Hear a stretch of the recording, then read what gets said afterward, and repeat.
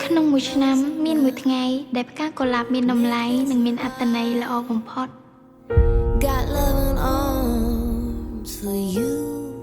គ្រប់គ្នាបានផ្ដល់ការស្រឡាញ់ទៅកាន់មនុស្សជាទីស្រឡាញ់របស់ពួកគេអាយនឹងបងវាយកច្បាស់លាស់មែនពួកយើងដូចជាលឺសលេងភ្លេងការបដាបដាហើយ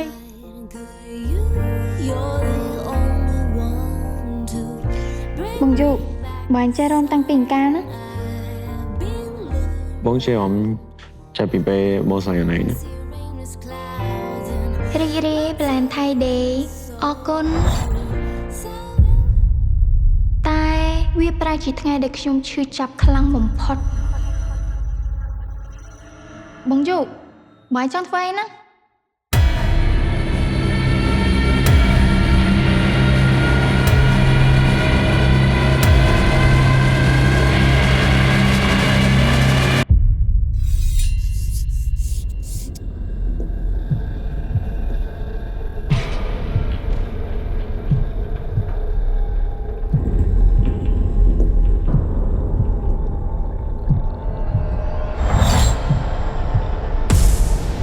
ឲ្យបងសុំទោស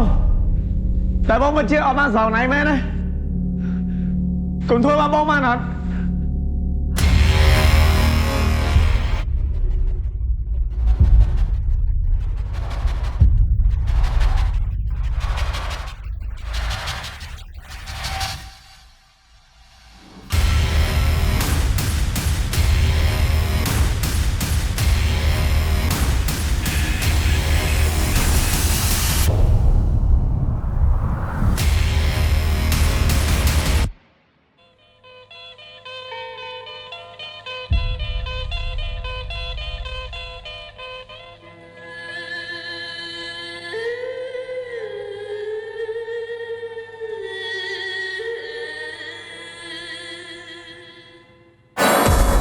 ញឹម